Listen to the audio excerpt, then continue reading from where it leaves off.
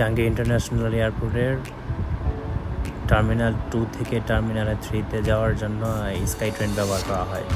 তো আমরা এই মুহূর্তে স্কাই ট্রেন ব্যবহার করে টার্মিনাল 2 থেকে টার্মিনাল 3-তে যাচ্ছি। যারা সিঙ্গাপুরে আসবেন অবশ্যই এগুলো ব্যবহার করবেন। এগুলার কোনো ফ্রি দিতে হয় না, এটা একদম ফ্রি। আপনারা ব্যবহার করবেন অবশ্যই, ভালো লাগবে।